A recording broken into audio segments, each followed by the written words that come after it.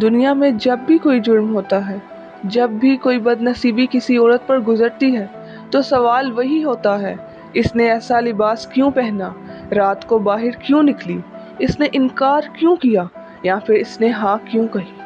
لیکن کبھی کوئی یہ نہیں پوچھتا کہ مجرم کون تھا۔ یہ کہانی صرف کسی ایک کی نہیں، ہر گھر، ہر گلی، ہر شہر کی ہے۔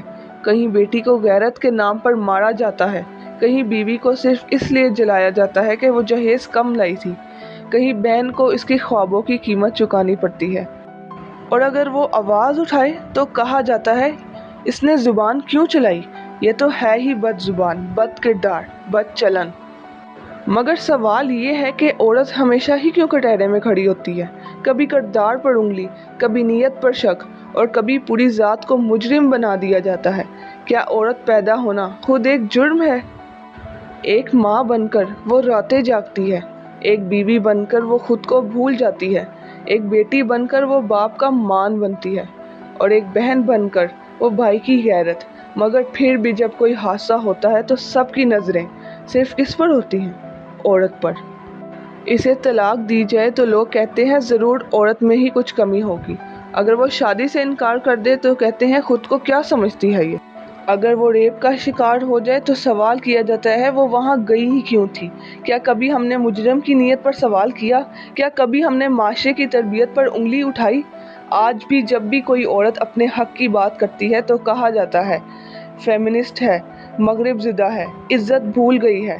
نہیں، وہ صرف انسان ہے، اور انسان ہونے کے ناطے اسے بھی جینے کا اتنا ہی حق ہے جتنا ایک مرد کو۔ جب مرد روتا ہے تو کہا جاتا ہے مرد بنو، اور جب عورت ہنستی ہے تو کہا جاتا ہے حد میں رہو۔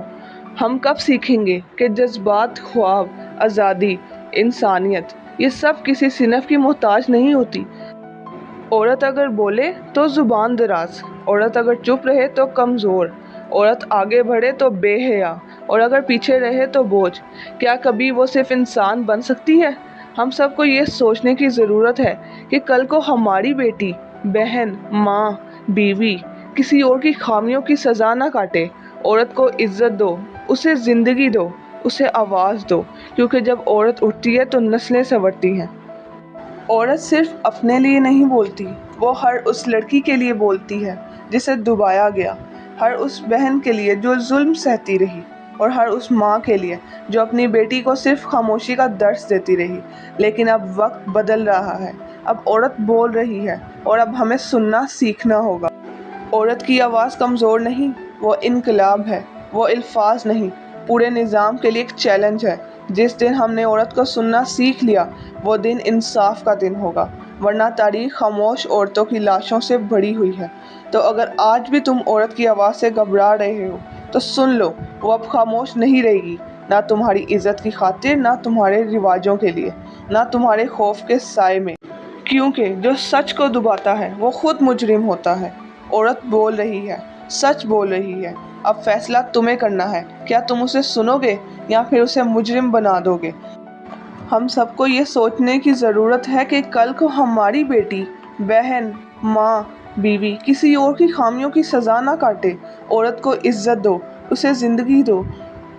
عورت صرف عزت کی بھوکی ہوتی ہے۔ اب خود سے سوال کریں، عورت ہی ہمیشہ مجرم کیوں ہوتی ہے؟